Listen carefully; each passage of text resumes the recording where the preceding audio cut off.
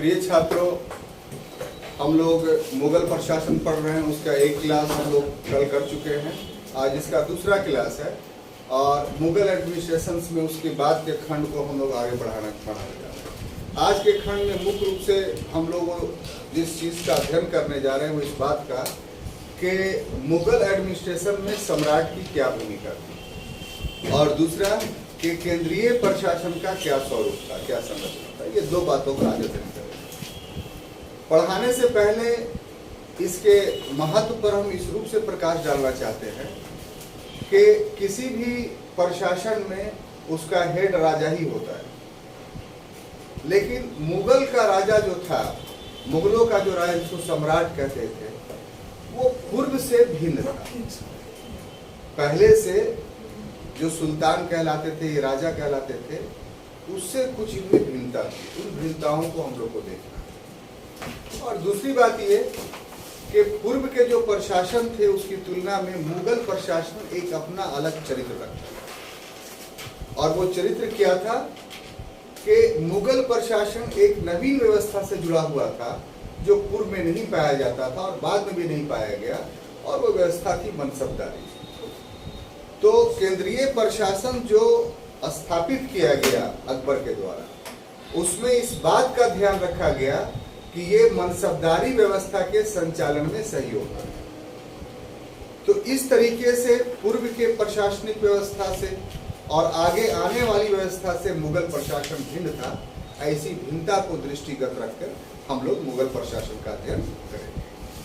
सबसे महत्वपूर्ण बात कि जहां तक मुगल सम्राट का प्रश्न है, तो ये प्रशासन का केंद्र बिंदु है।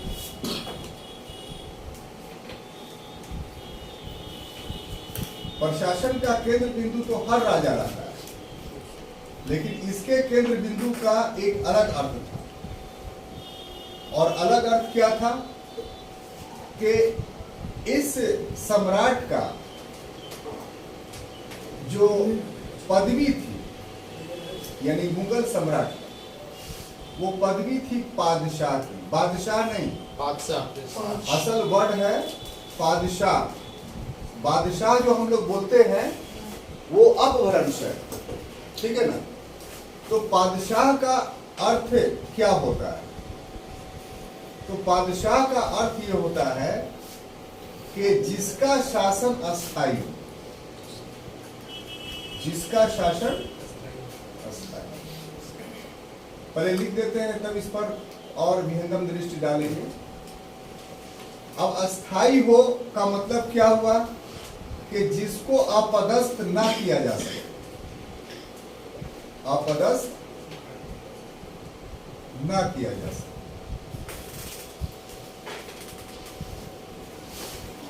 अब अपदस्थ ना किया जा सके का मतलब ये हुआ कि जो मुगल सम्राट था,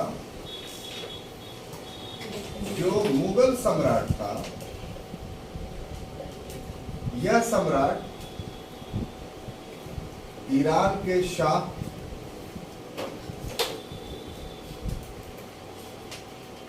ख्वारिज्म के शाह,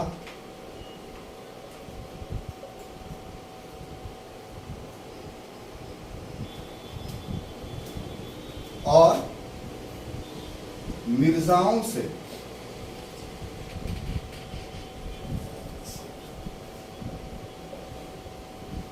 ये तीनों से जो है वो मुगल सम्राट जो है वो ऊपर हो।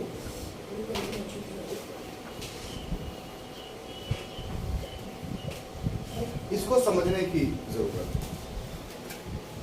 एक बात हम ये बोलते हैं कि पादशाह का अर्थ ये हुआ कि जिसको पद से हटाया न जाए या जिसका पद अस्थायी हो।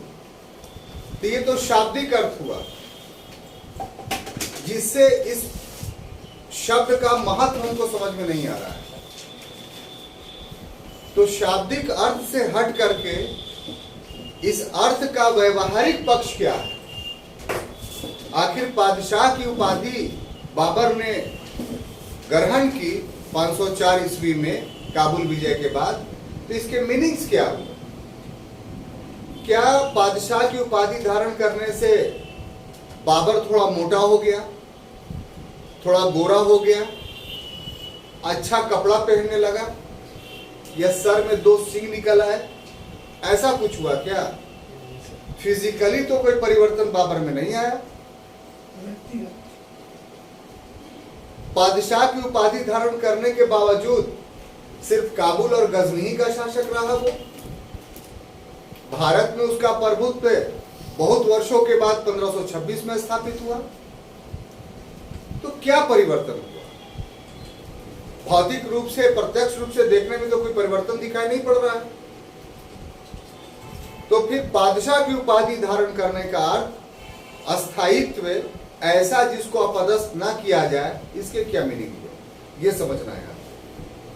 तो इसका व्यवहारिक पक्ष ये हुआ कि उसके पूर्व में जो महत्वपूर्ण साम्राज्य थे उसमें ईरान का सबसे बड़ा था, इस्लामी दुनिया की बात की जाए, और ख्वारिज्म का बहुत बड़ा था।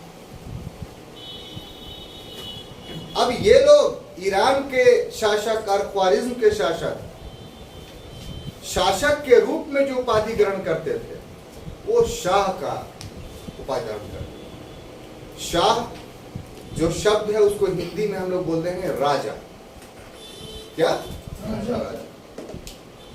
और इसके रहते हुए अगर कोई बादशाह का उपाधि धारण करता है तो बाद का मतलब हुआ पैर और शाह का मतलब हुआ राजा, यानी ऐसा राजा जिसका पैर अस्थायी हो गया। तो पूर्व में जिन लोगों ने भी शाह की उपाधि धारण की उससे बादशाह ऊपर हो गया। अब शाह जो है बादशाह के अधीन हो गए और उन शाहों को यह अधिकार नहीं है कि बादशाह को हटा दे। ये इसकी मीनिंग है। साथ ही साथ जो मुगल होते थे वो वहां सर्वोच्च पद जो था मुगलों के बीच में वो मिर्जा का था। चाहे शासक हो, चाहे सामंत हो, चाहे कोई भी हो, सबसे सर्वोच्च पद मिर्जा का होता था। और मिर्जा एक नहीं होते थे। जो शासक था वो भी मिर्जा कहलाता था, जो वजीर था वो भी मिर्जा कहलाता था, जो मीर बख्शी था वो भी मिर्जा कहलाता था। तो हायरार्की में एक ऊपरी स्तर पर एक व्यक्ति नहीं था बल्कि अनेक व्यक्ति थे। और इसके दुष्परिणाम क्या होता था कि हर व्यक्ति सर्वोच्चता प्राप्त करने का दावा करता था। जैसे बाबर के साथ क्या हुआ कि बाबर ने अपने आप को समरकंद का शासक घोषित किया अपने पिता की मृत्यु के बाद। सॉरी, समरकंद बोल रहे हैं, फरगना का शासक घोषित किया अपने पिता की मृत्यु के बाद। तो उनके मामू और उनके चाचा दावेदार बन गए। क्यों? क्योंकि बाबर भी मिर्जा है, हम भी मिर्जा है, आयु में बड़े हैं तो हम बनेंगे। तो जब समरकंद पर जाता था तो क्या करता था? तो उसका मामू चाचा खुद अपने आप को शासक घोषित कर देता। तो बादशाह का एक अर्थ यह भी हुआ कि मिर्जा भी इसके अधीन हो गए। अब कोई मिर्जा दावा नहीं कर सकता था कि हम शासक बनेंगे, क्योंकि बादशाह अब एक ही होता था।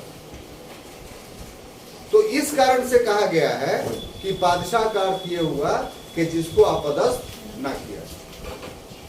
क्लियर? तो शाब्दिक अर्थ के साथ साथ आपको बादशाह का व्यवहारिक पक्ष भी बताना पड़ेगा, ये लिखना पड़ेगा, तब आप पूरी बात समझ पाएंगे। क्लियर? अब देखिए, हमने कहा था कि पूर्व के शासकों से मुगल सम्राट भिन्न था। तो कैसे? वो देखिए आप कि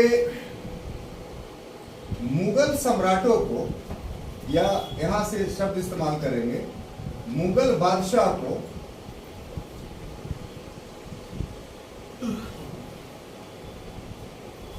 निम्न विशेषाधिकार प्राप्त।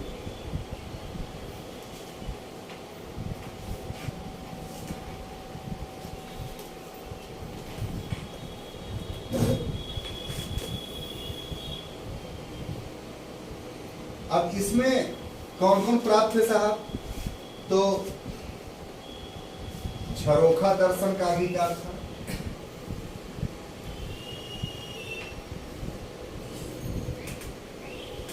और क्या था? तो तस्लीम कराने का अधिकार था।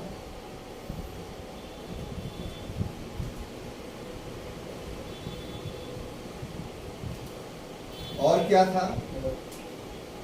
तो हाथी का युद्ध कराने का अधिकार था।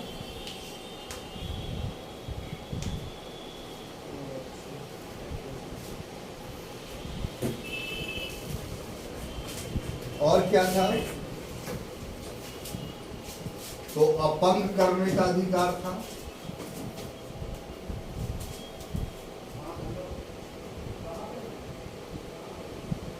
और क्या था? तो पदवियां देने का अधिकार था।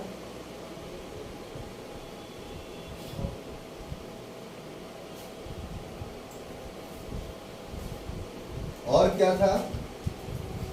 तो कोर्निश और सजदा करवाने का अधिकार था।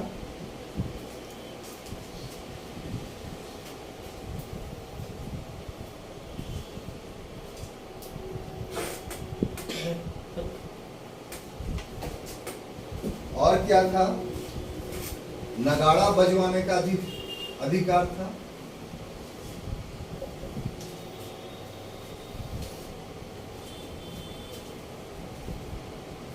और क्या था? डंका, नगाड़ा तो होंगे तो डंका क्या किया जाए। जुलूस की सवारी करने का अधिकार था।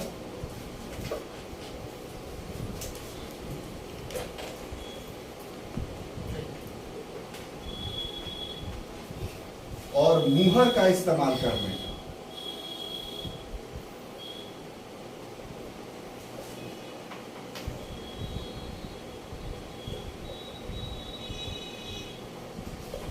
बात समझ में? अब ये सब आप गौर से देखिए कि ये सब वो उसको विशेषाधिकार प्राप्त थे जो मुगलों के दौर में बादशाह के अतिरिक्त किसी को भी प्राप्त नहीं था। और अगर इसकी तुलना आप पूर्व के और बाद के काल के शासकों को देखिए तो इसमें से बहुत सारा चीज जो है वो जो शासक वर्ग होता था उससे नीचे के लोग भी करते थे। ठीक है, लेकिन मुगल बादशाह की स्थिति यह थी कि उसको कुछ एब्सोल्यूट राइट था जो दूसरा नहीं कर सकता था, और इसके वजह से सम्मान और शक्ति में वो सभी लोगों से सर्वोच्च स्थान पर बैठ गया था। उसमें पहला क्या था? झरोखा दर्शन। झरोखा दर्शन सेवा बादशाह के और किसी को देने का अधिकार नहीं। अब झरोखा दर्शन का फिलॉसफी क्या था,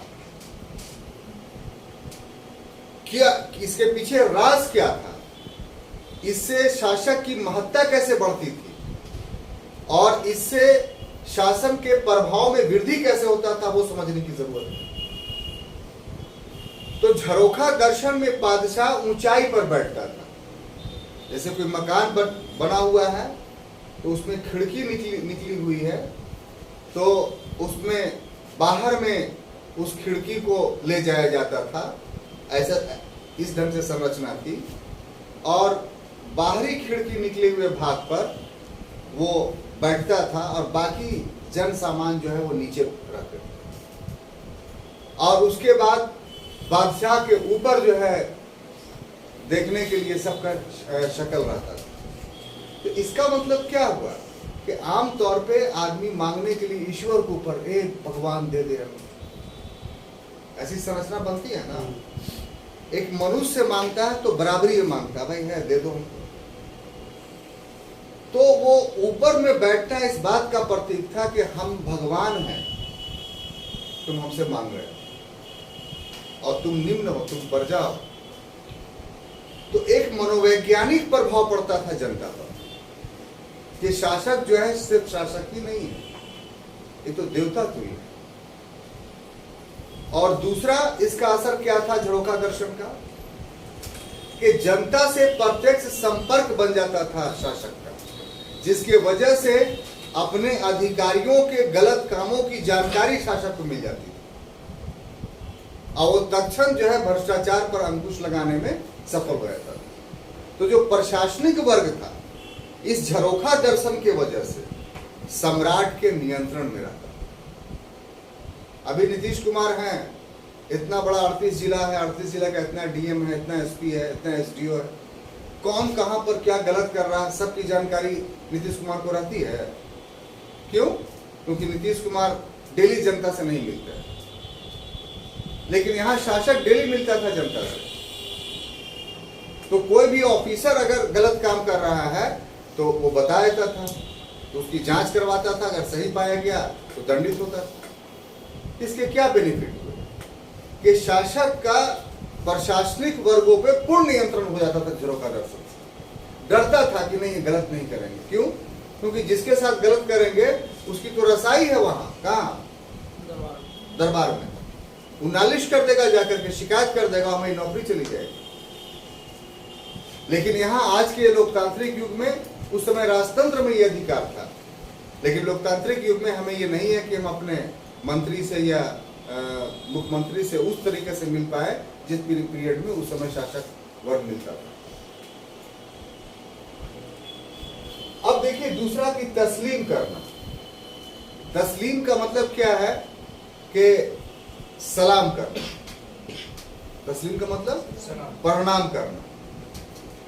अब देखिए कि दो आदमी आपस में आ रहे हैं, कोई किसी को भी प्रणाम कर सकता है, सलाम कर सकता है, लेकिन उसमें एक हो कि एक रुका रहता है कि हमको ऊ करें। तो यहां पर कौन सी भावना पैदा हो जाती है कि हम उच्चतर हैं, वो निम्नतर है। जैसे आमतौर पे है कि बच्चा बड़े आदमी प्रणाम करो, तो आप क्यों बोलते हैं ऐसा? कि तुमसे बड़े हैं ये आप एक्सेप्ट कर लिए ना। तो यहाँ तस्लीम का मतलब है कि राजा नहीं करेगा, आप दरबार में आए तो आप तस्लीम करते हुए आए। ये तस्लीम कर दिया, इसका अर्थ यह हुआ कि आप निम्नतर हैं उससे। और इस तरीके का तस्लीम कराने का अधिकार किसी दरबारी को नहीं था, या मुगल के अधीन जो मनसबदार थे उनको नहीं था। कोई किसी से तस्लीम नहीं करा सकता, सिर्फ बादशाह। तो सिर्फ बादशाह के लिए तस्लीम फिक्स हो गया। इसका मतलब हो गया कि बादशाह के निगाह में अधिकारी, सामंत, मनसबदार और जनता सब बराबर। कोई अपने आप को सुपीरियर नहीं कर सकता है बादशाह के सामने। सिर्फ ड्यूटी कीजिए आप, ड्यूटी करने के लिए आपको दिया गया, आप उससे श्रेष्ठ नहीं है। श्रेष्ठ कौन है? तो सिर्फ हम हैं। इसी प्रकार से हाथी का युद्ध करवाना, तो हाथी का युद्ध करवाना जो है वो बहुत बहादुरी की बात थी। वही करवा सकता था जिसके पास युद्ध को रोकने की ताकत। तो ये भी बादशाह ने अपने विशेषाधिकार में रख लिया कि दूसरा कोई एहसास ही नहीं हो सामंत को कि हम शक्तिशाली भी हैं। आप अपने घर के सामने, ठीक है, किसी दो जानवर को लड़ाने का आप युद्ध कीजिए। जैसे मान लीजिए कुत्ता ही को लड़ा रहे हैं या सांपी को लड़ा रहे हैं, तो सब स्वाभाविक सी बात है कि जो दूसरा आदमी नहीं लड़ा रहा है उससे आप श्रेष्ठ हो गए। क्यों? क्योंकि आपको कंट्रोल करने की कैपेसिटी है। यहां सांप देखते के साथ भागे लगता है, सब भाग रहे, और आप दो सांपों को लड़वा रहे हैं।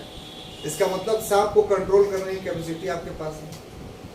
तो आपके शक्ति का डंका बज गया।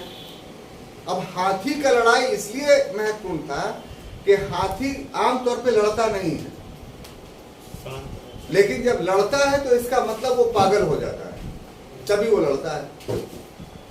और पागल की स्थिति में हाथी को नियंत्रित करना अपने आप में एक बहुत कष्टसाध्य काम है। तो दूसरे लोग भी कर सकते थे, लेकिन बैन कर दिया सिर्फ बादशाह। उसे यह प्रभाव पड़े कि हाथी को कंट्रोल करने का शक्ति जो है सिर्फ सम्राट के पास है, सिर्फ बादशाह के पास। इससे भी उसके प्रभाव में वृद्धि हुई।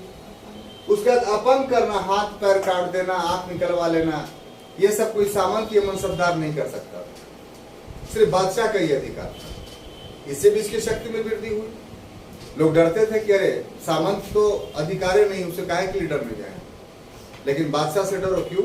वो बोले काट दिया जाए हाथ इसका, और फौरन काट दे। आंख में सुरमा चला दिया जाए, फौरन अंधे हो जाए। तो इन सभी विशेषाधिकारों से सम्राट का जो है वो प्रभाव बढ़ता था लोगों के ऊपर। दरोगा से काहे डरते हैं आप? एसपी साहब से नहीं डरते हैं। एसपी साहब पद में ऊंचे हैं। दरोगा से इसलिए आप डरते हैं क्योंकि दरोगा को डायरेक्ट अरेस्ट करने का आपको अधिकार है। एसपी साहब को भी अरेस्ट करना होगा तो दरोगे को बोलेंगे। जिस थाना में उनका ऑफिस है या जिस थाना में उनका रेसिडेंस से आप गए हुए हैं वहां, तो उस थानेदार को बुला के बोलेंगे कि इसको अरेस्ट करो। खुद वो हथकड़ी नहीं पहनाएंगे आपको। या आपके खिलाफ FIR दर्ज करना होगा या केस बनाना होगा तो दरोगा ही करेगा, एसपी साहब नहीं करेंगे। एसपी साहब सुपरविजन करेंगे कि दरोगा जी ठीक से किए कि नहीं। तो एसपी साहब से दरोगा डरेगा, पुनीता जी नहीं डरेगी। ये जानते हैं कि कुछ है ये नहीं एसपी साहब के पास, लेकिन दरोगा से डरेंगे पुनीता जी का है कि बाप किसी समय भी अरेस्ट कर सकता है। तो जो नुकसान पहुंचाता है डरता आदमी उससे। तो इस फिलॉसफी से अपंग करने का अधिकार अपने में। फिर पदवियां देने का, पदवी सामंती हम लोग नहीं दे सकते थे राजा, तो उसके वजह से भी आदमी खुशामद करता था कि पदवी मिल जाएगा। इसके बाद कोर्निश और सजदा, ठीक है। कोर्निश का मतलब हुआ कि एकदम कमर को झुका करके ऐसे ऐसे करके आना, समझे? सलाम का मतलब तस्लीम।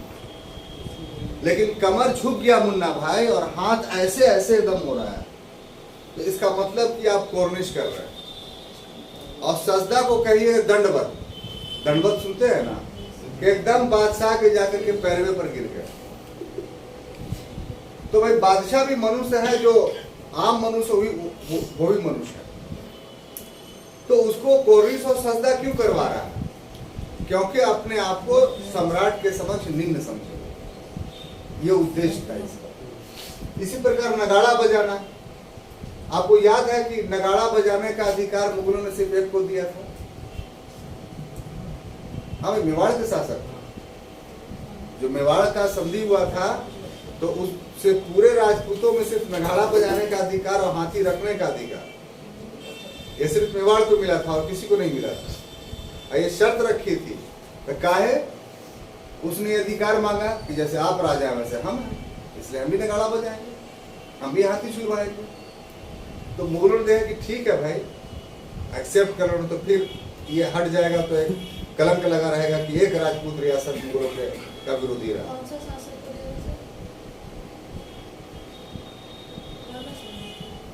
ना राणा, जब जिससे संधि हुआ था उससे, राम सिंह या क्या नाम, राणा साहब से तो कभी भी समझौता नहीं।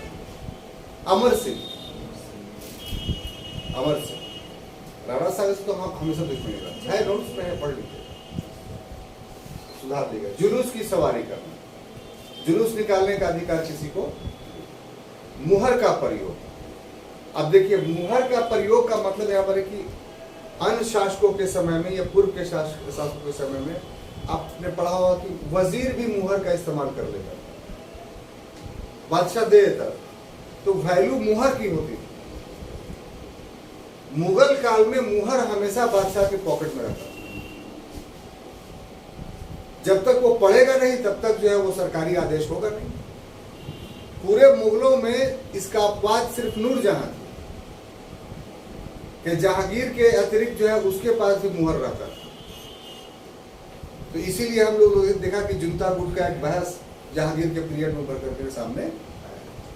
तो कहने का अर्थ यह है कि ये सब जो विशेषाधिकार थे जो मुगल शासकों ने प्रयोग किया, उसके कारण जो है वो पूर्व के या आगे के अन्य शासकों से मुगल भिन्न हो गए, या मुगल सम्राट भिन्न हो गए। क्लियर?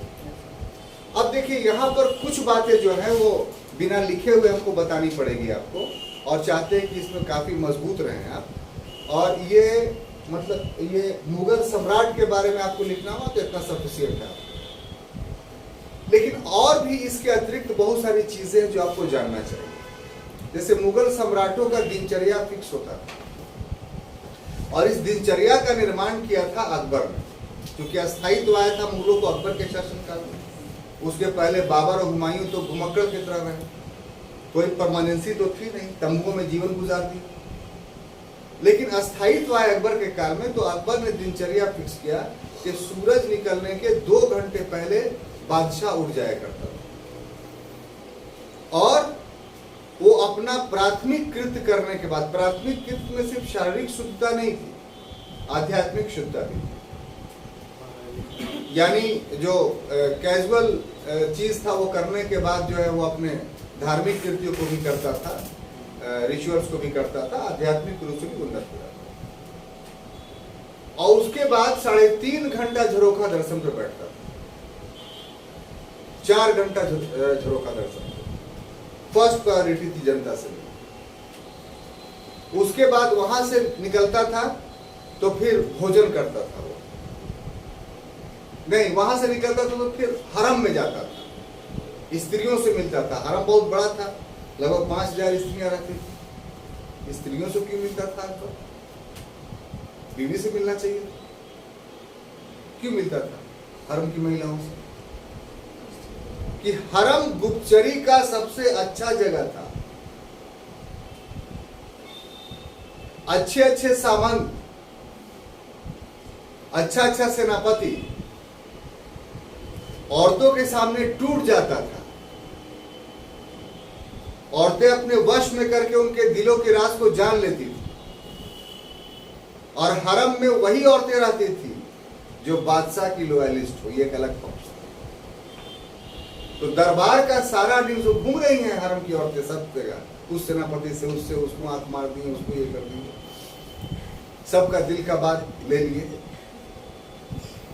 और बादशाह 1.5 घंटे हरम की औरतों के साथ डिस्कस करता था। उसी में उसको पता चल जाता था किसके दिल में अंदर में क्या है। और ये एक ऐसा वातावरण निर्मित होता था जिससे सब लोग अलर्ट रहते थे। इससे दरबार की प्यूरिटी भी बहाल हो जाती थी। सब जान गया कि अरे बाप, दरबार की औरत से लगने का नहीं, खतरा ही खतरा है। तो व्यवस्था ऐसे बनाइए मुन्ना भाई, व्यवस्था ऐसा बनाइए जिससे दरबारी भ्रष्टाचार नियंत्रित हो। देखने में बड़ी सुंदर लग रही है लेकिन दिल मचल रहा है। काहे भाई? दरबार ये मुस्कुराहट करके दिल का राज जान लेगी और सेकंड डे बादशाह को बता देगी। बादशाह क्लास लगा देगा। बादशाह के पास ये सब विशेषाधिकार है। ऐसी मत पढ़िए, उसके प्रभावों को देखते हुए पढ़े कि आखिर मुगल शासक हरम में क्यों जाते थे? अपनी बीवियों के पास जाना चाहिए था। तो एक गलत धारणा हो सकता है मुन्ना भाई अपने दिमाग में बैठ जाए कि बड़े अय्याश लोग थे मुगल, खाली औरतों के बीच में 1.5 घंटा जाते थे। नहीं, औरतों के बीच हाथ थे, उसका तरीका अलग था। लेकिन यहाँ पर जो हरम के में 1.5 घंटा बिताना, ये अय्याशी के लिए नहीं बिताते थे, ये राज जानने के लिए बिताते थे मतलब। और जब जनता के तरफ से शांत हो गए कि अब जनता को कोई तकलीफ नहीं है, दरबार किसी षड्यंत्र का शिकार नहीं है अभी, तब खाना खाता है।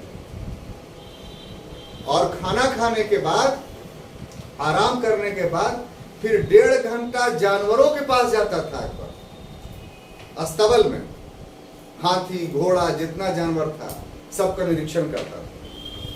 ये क्यों करता था? क्योंकि वही तो शक्ति का, सैनिक का आधार था। जितना मजबूत घोड़ा होगा, हाथी होगा, रोग विहीन होगा, उतना ही ना वो अच्छा प्रदर्शन करेगा युद्ध में। इसमें संभावना रहती थी कि कहीं सामंत जो था, ये मनसबदार टट्टू गधा तो नहीं रखे हुए हैं, निर्बल घोड़ा तो नहीं रखे हुए हैं। तो इसलिए ये आप गौर से देखिए कि साहब उसकी प्रायोरिटी किसकी चीज की। और तब शाम में या रात में दीवाने आम और दीवाने खास की बैठक।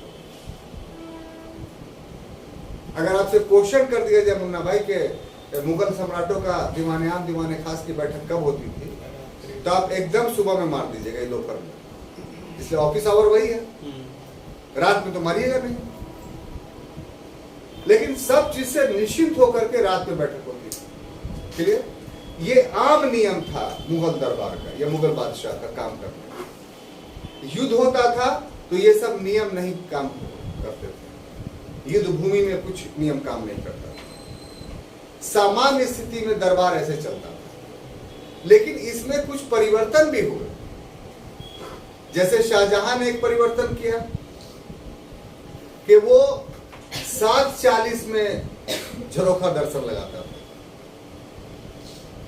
वो सूरज निकलते के साथ फौरन नहीं, और वो रात में दीवाने आम दीवाने खास की बैठक नहीं करता था, बल्कि वो झरोखा दर्शन के बाद ही बैठक करता था। अब उसने ऐसा क्यों किया? इसलिए कि उसके समय में पूरा सेटअप बन चुका था। अभी सब डर भय नहीं रहा था, बहुत शांति के साथ शासन किया उसने। और औरंगजेब ने एक परिवर्तन किया। हाँ सॉरी, शाहजहां ने एक और परिवर्तन किया कि बृहस्पतिवार को उसने न्याय का दिन घोषित कर दिया। जिस दिन बृहस्पतिवार होता था उस दिन बाकी सारे शेड्यूल जो है वो खत्म हो जाते थे, सिर्फ जस्टिस होता था। और औरंगजेब ने क्या किया चेंजिंग, कि शासन के आरंभ में तो झरोखा दर्शन जारी रखा उसने, लेकिन 67 के बाद उसने झरोखा दर्शन बंद कर दिया। कहा इसमें व्यक्ति पूजा होगी, हम झरोखा पर बैठ करके जनता का दर्शन नहीं करें। और उसके स्थान पर उसने न्यायिक कार्यों को संपन्न किया। सबसे पहले सुबह सुबह उठते के साथ दरबार लगता था, किसके लिए? जस्टिस के लिए। एज ए न्यायाधीश वो काम करता था। तो ऐसा क्यों हुआ कि बहुत बिगाड़ पैदा हो गया था उसके समय तक आते आते, और न्याय प्रदान करना बहुत ही जरूरी था। उसी न्याय में एक न्याय वो भी है जो बनारस में उस ब्राह्मण लड़की के साथ औरंगजेब ने किया था। कि सोचिए, एक लड़की को न्याय देने के लिए वो अकेले घोड़े से चढ़ करके कहा, दिल्ली से बनारस आया। तो ये कुछ बातें थी जो मैंने बताई। अब देखिए भोजन पर आइए, हम सब बताएंगे। ये सब नोट्स में है, क्वेश्चन आएगा मत लिखिएगा। क्वेश्चन में इतना जो हमने बोर्ड पर लिखा ये सफिशिएंट है, लेकिन ऑब्जेक्टिवली कुछ बातें आ सकती हैं। भोजन की जहां तक बात है तो अकबर का भोजन बहुत आकर्षक था। आपको सुनकर ताजुब होगा कि अकबर 24 घंटा में एक ही बार खाता था, और भी रात में, बाकी कभी नहीं। और दूसरा विशेषता यह था कि 12 महीने में 9 महीने वो शाकाहारी भोजन खाता था, एक भी मांसाहारी भोजन नहीं। और 3 महीने जाड़ा का जब समय होता था तब मांसाहारी भोजन खाता था। तो जो 9 महीने शाकाहारी भोजन खाता था तो उसको सूफियाना भोजन बोलते थे। ठीक है। और सारे बादशाहों में इतिहास से सिर्फ यही नहीं, बहुत सारे से सीखना चाहिए। शारीरिक दृष्टिकोण से तो सभी मजबूत थे, लेकिन तुलनात्मक रूप से कहिए तो सबसे ज्यादा मजबूत अकबर था। औरंगजेब तो अपने अंतिम समय में बीमार रहने लगा, लेकिन अकबर बीमार कभी नहीं रहा। बुढ़ापे में उसने अपने बेटे के विद्रोह का मुकाबला किया नहीं। कहाँ है वो? सलीम, तमीज से बात करो, वो इस देश के शहंशाह हैं। कह दीजिए उनसे कि मेरा दिल कोई हिंदुस्तान नहीं कि उस पर हुकूमत करे। क्या चाहते हो? तो नारकली मेरे हवाले किया, और ना दूं तो समझिए ऐलाने जंग, शेखो मुझे मंजूर है। तो उस बुढ़ापे में जो है अकबर का ये तेवर था जो मुगल आजम में आपने देखा। तो वो सच 1601 में उसने असीरगढ़ अभियान किया था ना भाई। तो असीरगढ़ के अभियान के समय तो बुढ़ा ही ना होगा अकबर, लेकिन लड़ा, खुद मैदान जंग में युद्ध किया। इसका शारीरिक तो हम एग्जाम्पल इसलिए दे रहे हैं कि एक मानसिकता लोगों के पास पैदा हो गई है कि गोश्त खाने से ज्यादा ताकत होता है। बेसिकली बात यह है कि सब्जी खाने से ज्यादा ताकत होता है। आप अगर गोश्त का इस्तेमाल करते हैं ज्यादा तो आपको कम ताकत होगा और आपका शरीर ज्यादा रोगग्रस्त होगा। क्यों? क्योंकि उसको पचाने में पेट को बहुत ताकत लगाना पड़ता है, और शाकाहारी भोजन को पचाने में पेट को ताकत नहीं। और कैलोरी और प्रोटीन आपको, मांस से बहुत सारी चीजों में कैलोरी और प्रोटीन शाकाहारी में ज्यादा है। जैसे दाल आप खाते हैं जो 18% है गोश्त में, उसमें 22% दाल में। फिर दाल खाने से आपका रोगी बनने का संभावना बहुत कम रहता है, लेकिन गोश्त अगर गलत खा लिया, नहीं बचा तो अनपच हो गया, बीमार हो गए, ब्लड कम बना। तो ये सब वो चीजें हैं जो साबित करती है इतिहास से कि भोजन पर भी जो है मुगल विशेष ध्यान दिया करते थे। अब ये कपड़ा के 120 कपड़े का बंडल जो है वो अकबर बनवा के रखता था, और ऐसे 12 बंडल रहते थे। तो एक बंडल में 120 कपड़ा हुआ और 12 बंडल, यानी एक बंडल 1 महीने का होता था। तो उसमें 120 कपड़ा है, तो प्रतिदिन कितना कपड़ा पहनता था वो? 30 से भागा दे दीजिए, चार पहर होते हैं पुनीता जी, और मुगल बादशाह हर पहर का उसका अलग अलग कपड़ा होता है। अब 1 साल का कपड़ा फिक्स, एक बार जो पहन लिया तो दोबारा वो नहीं पहनता था। इसके लिए, इसके निर्माण के लिए पूरा मुगल कारखाना था जो मीरसमा के अधीन काम करता था।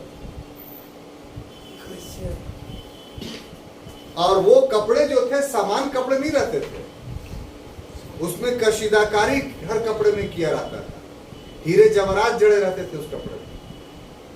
पूरे मुगलों में सिर्फ एक बादशाह ऐसा था जिसने सामान्य वस्त्र पहने, और वो बादशाह कौन था? तो औरंगजेब, जो अपने बिने हुए टोपी और लिखे हुए किताबों से जो पैसे आते थे उससे वो अपना खाना बनवाता था और अपना कपड़ा सिलवाता था। एक्सचेकर से, राजकोष से एक भी पैसा नहीं लेता था। लेकिन बाकी जितने बादशाह थे वो सब का कपड़े के मामले में यही होती है। तो ये सब कुछ बातें हैं जो अलग से आपको याद रखनी चाहिए, ताकि एक कंप्लीट मुगल सम्राट को आप समझ सकें। मुगल सम्राट का मतलब सिर्फ प्रशासनिक दृष्टिकोण से उसका ये व्याख्या, ये उसके अधिकार ही नहीं है, बल्कि मुगल सम्राट के अंतर्गत उसका जो जीवनचर्या है वो भी अध्ययन का विषय है। लेकिन उसको आप नहीं भी लिख सकते, वो कोई अनिवार्य नहीं है, लेकिन जानकारी के लिए रहना चाहिए और वस्तुनिष्ठ प्रश्न में आ जाए उसके लिए अनिवार्य था। इसीलिए मैंने आपको अलग से ये सारी बातें बताई। क्लियर? कोई कंफ्यूजन सर?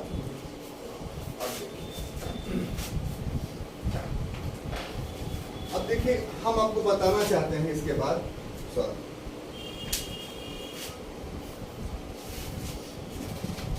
केंद्रीय प्रशासन।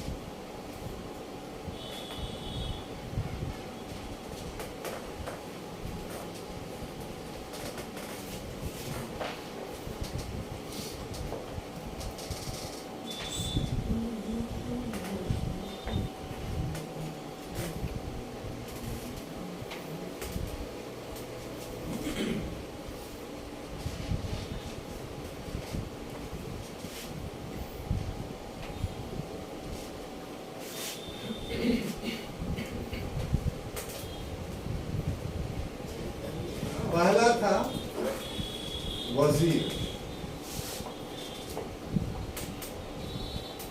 या प्रधानमंत्री।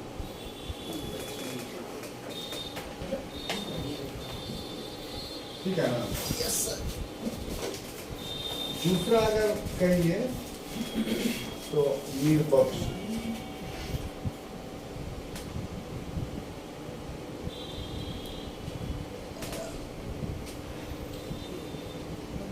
ठीक है? उसके बाद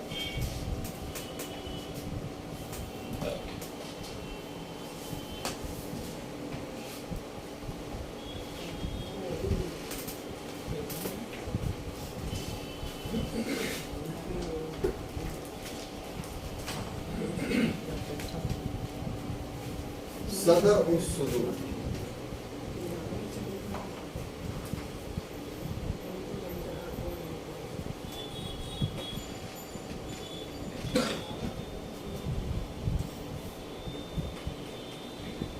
और चौथा मीरसमा।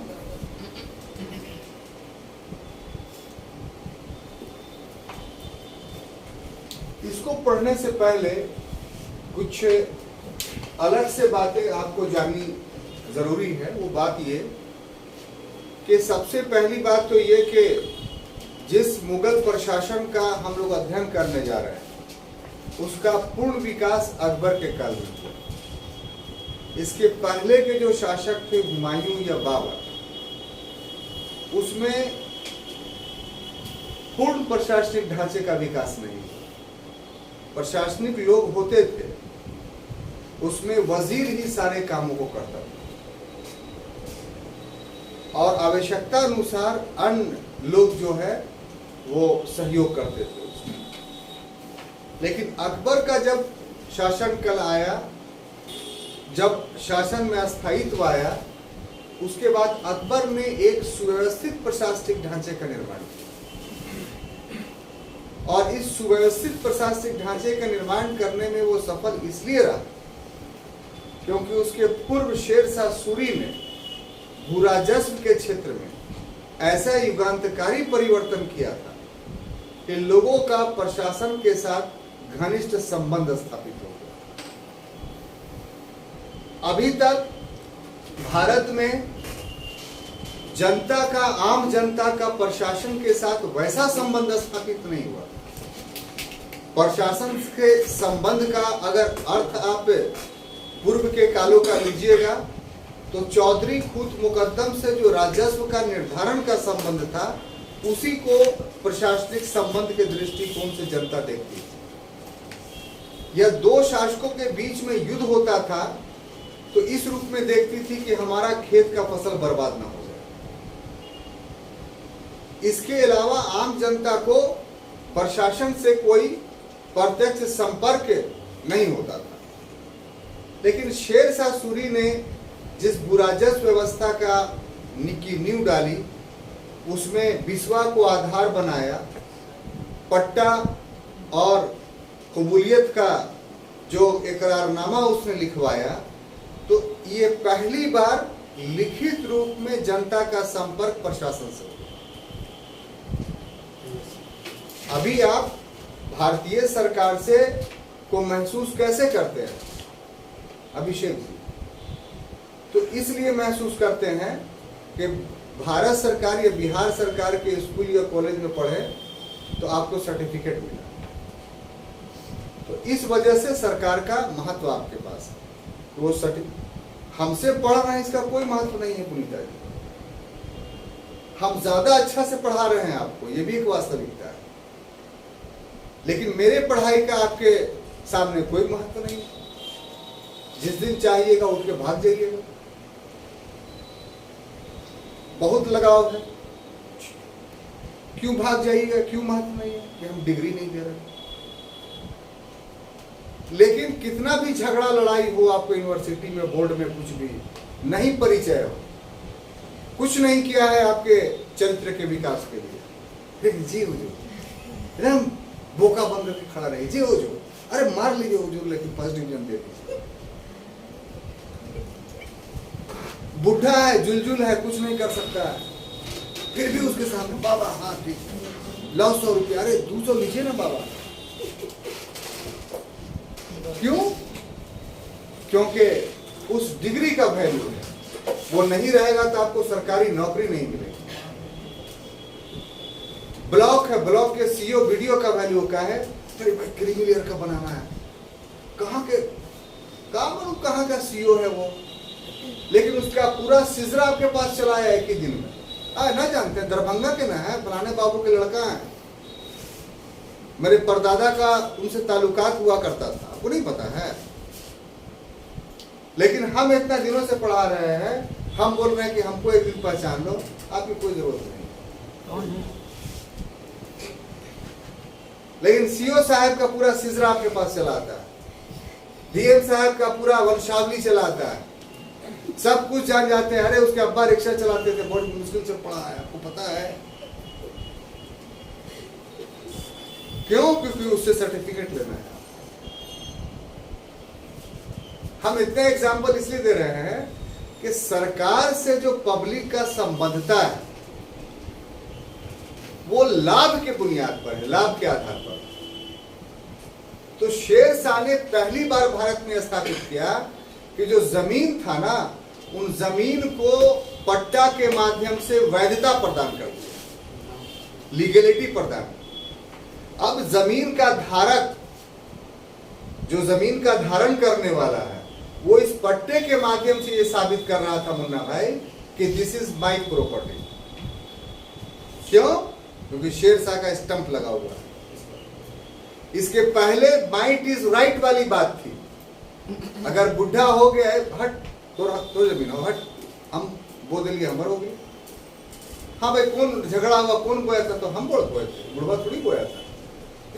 तू गलत कर ले, इतना मेहनत करके जमीन तो फसलवा एक ना होता है तो किस हो। हाँ भाई, बात सही। तो बुढ़ापे की सिक्योरिटी खत्म थी, लेकिन पट्टा उसकी सिक्योरिटी को बना दिया। तो इससे क्या हुआ? संपर्क हुआ प्रशासन और जनता के बीच। तो ये बनी बनाई खिचड़ी जो है अकबर को मिल गई और उसने इसको लागू कर दिया। और साथ ही साथ एक नए परिवर्तन के साथ कि जो राजपूतों से संपर्क है वो मनसबदारी के आधार पर स्थापित कर दिया कि अब राजपूत स्वतंत्र रहेंगे लेकिन मुगलों के मनसबदार। तो एक ऐसा स्थायी निर्माण था प्रशासन के क्षेत्र में जो अपने आप में अद्भुत था। हम मनसबदारी अलग से पढ़ाएंगे, घड़ाएगा नहीं, यहाँ सिंपल वे में एडमिनिस्ट्रेशन का स्ट्रक्चर पढ़ा रहे हैं, लेकिन पूरी बात पहले बता दे रहे हैं ताकि ये समझने में आपको आसान हो। अब ये बता इसलिए रहे हैं कि जो पढ़ रहे हैं तो अकबर आने के बाद स्पष्ट रूप से केंद्रीय विभागों की स्थापना की, व्यवस्थित ढंग से उसके मंत्री नियुक्त किए, उसके कार्यालय होते थे। फिर संपूर्ण साम्राज्य को 15 प्रांतों में बांटा। बाद में शाहजहां के समय में 3 प्रांत और जुड़े तो 18 हो गए। फिर बाद में 2 प्रांत औरंगजेब ने जुड़ा तो 20 हो गए, यानी मुगलों के समय में कुल 20 प्रांत हो गए। फिर प्रांतों को जिलों में बांटा जिसको सरकार कहते थे। फिर सरकार को परगनों में बांटा जिसको ब्लॉक कहते थे। फिर परगनों के अंदर भी बहुत सा नगला, चकला, डी, ये सब इकाइयां थी जो मुगलों की देन थी। ये सब नाम आप अभी सुनते होंगे गांव देहात में, चकला, ये सब क्या था? ये सब मुगल प्रशासनिक इकाइयां थी, यूनिट्स थी जो मुगलों ने बनाया था। बात समझ में आई? अब हम आते हैं मुख्य टॉपिक के जो स्ट्रक्चर्स बनाए हैं कि यही 4 मुख्य केंद्रीय प्राधिकारी थे जिस पर मुगल वंश जो मुगल प्रशासन जो है वो टिका हुआ। ठीक है, तो अब देखिए साहब कि जहां तक इसकी बात है कि वजीर 2 तरह का होता है, वजीर तफवीद और वजीर तौफीक।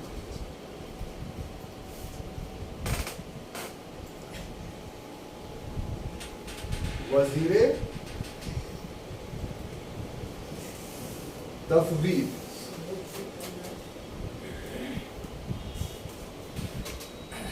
और दूसरा वजीर तौफीक।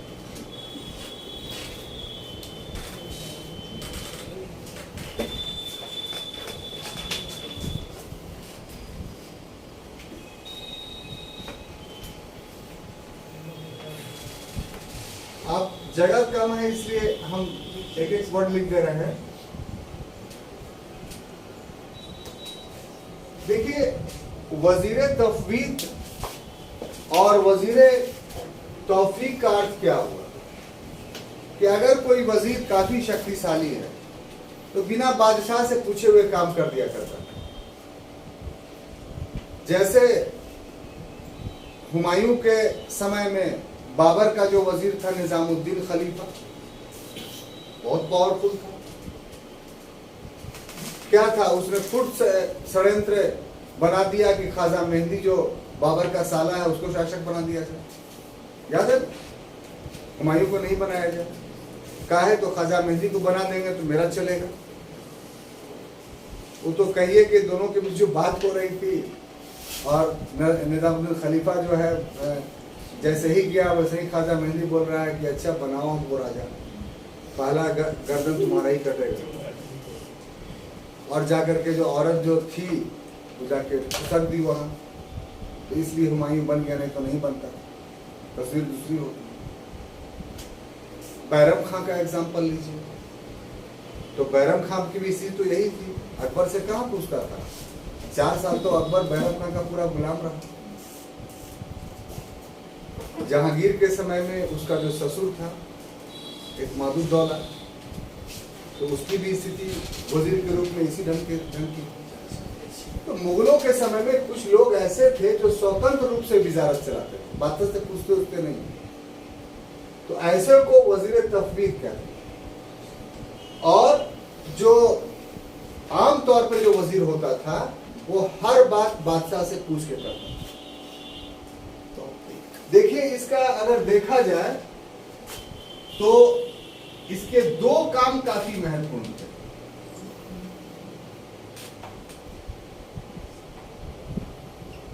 दो काम नहीं बल्कि 3 काम कहेंगे। एक काम जो था वो वित्त व्यवस्था, असल इसका मेन काम यही था, वित्त व्यवस्था की देखभाल करना। दूसरा काम जो था वो सभी विभागों का पर नियंत्रण रखना। इसी कारण से ये प्रधानमंत्री बन गया, है ना? बात समझ रहे हैं? और तीसरा काम था इसका वेतन देना। जो भी विभाग था, जो भी लोग थे, पैसा यही देता था। तो 3 ये जो उसके काम थे इतने काफी महत्वपूर्ण थे कि साहब वो पावरफुल हो गया। और यही नहीं, इसके अधीन अन्य विभाग भी थे। यानी ये सिर्फ अपने विभाग का मालिक नहीं था, बल्कि इसके अधीन जो था वो अन्य विभाग भी थे। अन्य विभागों में दीवाने खालसा, दीवाने खालसा, दीवाने तन,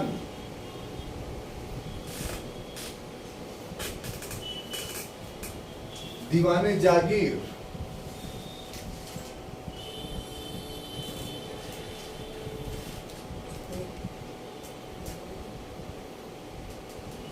उसके बाद दीवाने बयूतार। सब बताते हैं, घबराइए नहीं, ये सब क्वेश्चन ऑब्जेक्टिव आएगा। दीवाने सादात,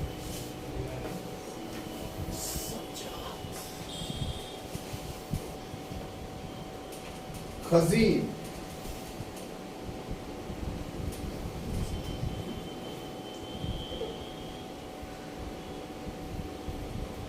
दीवाने खालसा नहीं, उसके बाद मुशरिफ,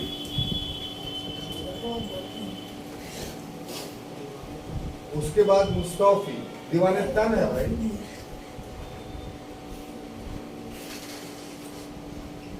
ये सब भी जो है ना विभाग था, और ये विभाग के अलग अलग काम थे, और वो सब किसके अधीन था? आज लेके आई हो ना खाने होने के लिए।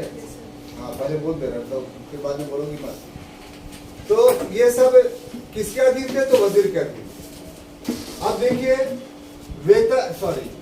दीवाने खालसा, तो आप बताइए दीवाने खालसा में क्या हो सकता था?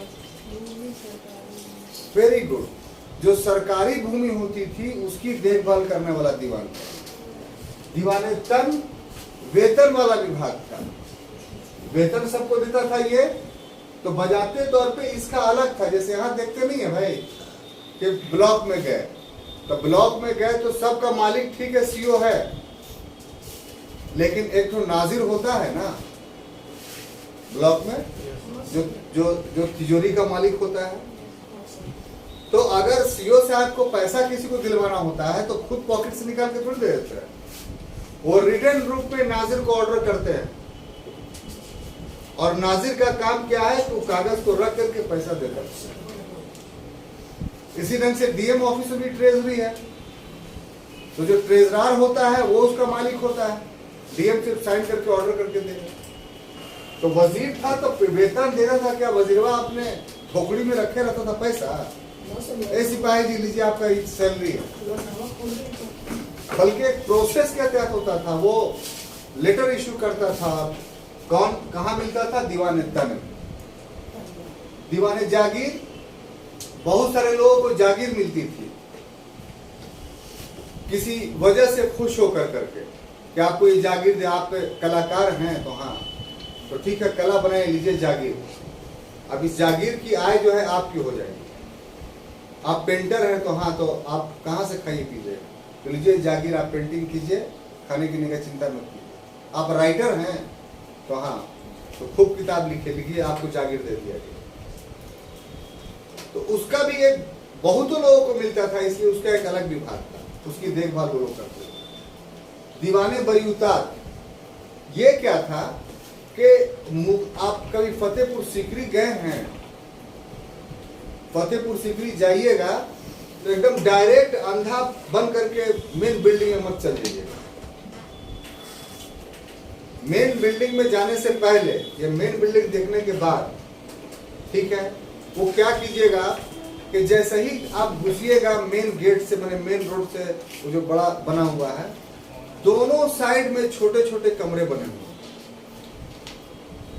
वो कमरा क्या था? उसमें सैनिक रहते थे, ठीक है, अंदर चल रहा है, पानी बरस रहा है, रात हो गई, तो बजाते तौर पे छोटे छोटे कमरे अंदर घुसे हुए दीवार में बने हुए हैं, और जगह जगह बीच में जगह बना हुआ रहता था, दरवाजा अंदर में, तो उसके अंदर जाइए तो बड़ा बड़ा हॉल है। प्रवेश के बाद वो सारे हॉल कारखाना थे। किसी में जूता बनने का कारखाना था, किसी में कपड़ा बनने का था, किसी में कशीदाकारी का था, किसी में औजार बनने का था। सारे कारीगर वहां फिक्स थे,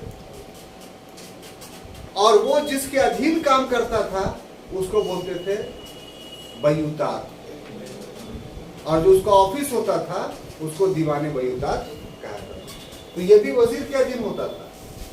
खजीन का, दीवाने सादात का मतलब क्या हुआ कि जो मुस्लिम उलमा वर्ग थे, जो धार्मिक लोग थे, तो धार्मिक लोग का काम क्या था?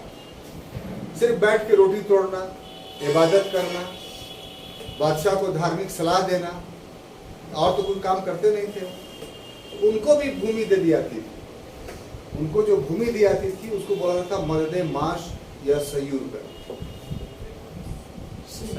आएंगे विजय प्रसाद तो बताएंगे, घबराइए नहीं। सयूरकल भूमि किसको दे, मददमाश भूमि किसको दे दिया? जो धार्मिक वर्ग के लोग थे, और ये भूमि कर मुक्त होती थी। जागीर जो था वो कर मुक्त भूमि नहीं होती थी, लेकिन ये भूमि जो थे मददमाश वाला, वो कर मुक्त, उसमें कोई टैक्स नहीं लगता था। जितना पैसा आया वो सब का सब किसका हो गया? जिसको भूमि दी गई है उसको। और इसके अलावा खजीर, खजीर माने ट्रेजरर, कोषाध्यक्ष,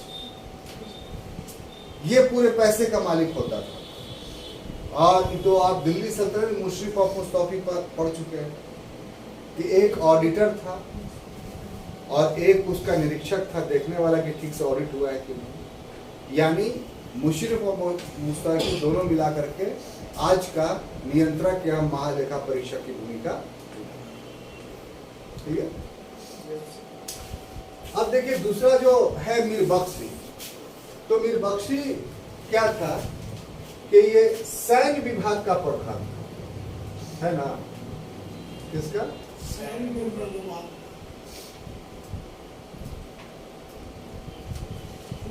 इसका काम, हाँ वो सब उसमें ये बख्शीदन से निकला है, जिसका अर्थ होता है देने वाला।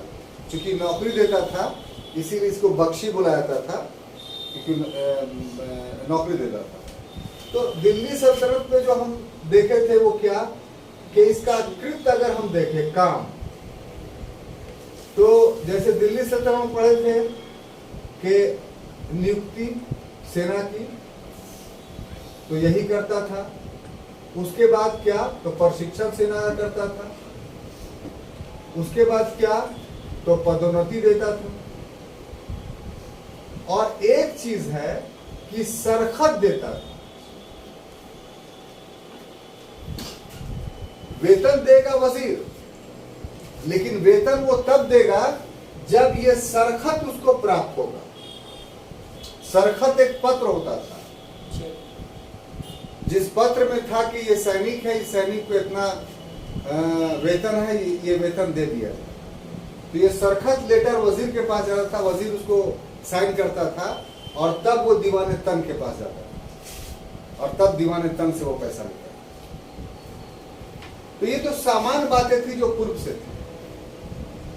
जो इन कृतियों में सबसे महत्वपूर्ण जो था वो ये कि मनसबदारों की नियुक्ति यही करता था।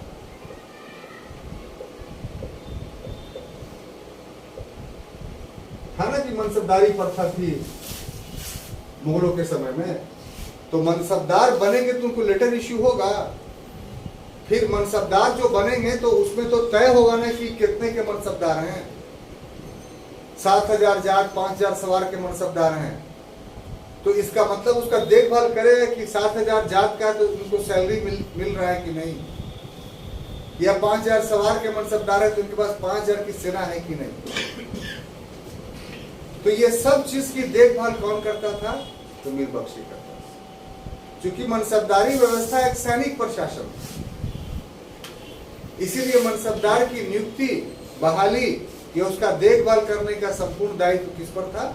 मीर बख्शी पर। तो आरिज़ ममालिक से, दिल्ली सल्तनत के आरिज़ ममालिक से मीर बख्शी इस मामले में भी, कि वहां चूंकि मनसबदारी व्यवस्था नहीं थी, इसलिए आरिज़ ममालिक को मनसबदार नियुक्त करने का अधिकार नहीं था, लेकिन यहां मीर बख्शी को मनसबदार नियुक्त करने का अधिकार था। बात समझे? अब देखिए सदर उस सुदूर है, हाँ द है ये, तो ये न्यायिक कार्य को करता है, ठीक है। और मीरसमा जो है वो जितना भी उत्पादन का काम होता था, जो अभी बोला कि मुगल कारखाना होता था, तो उस सब का जो विभाग था वो मीरसमा था। और उसी विभाग में बहुत सारे उप विभाग थे जो अलग अलग बयूतात था। जैसे चप्पल का अलग डिपार्टमेंट, तो चप्पल का बयूतात हो गया। कपड़े का अलग निर्माणशाला, तो वो कपड़े का बयूतात हो गया। अस्त्र का अलग निर्माणशाला, तो अस्त्र का बयूतात हो गया। और ये सारे बयूतात जिसके अधीन होते थे वो क्या कहलाता था? मीरसमा। बात समझ में आ रही है? तो यही चीजें हैं जो केंद्रीय प्रशासन के बारे में आपको पढ़नी थी। अब कल के क्लास में हम लोग प्रांतीय प्रशासन का अध्ययन करेंगे। Thank you.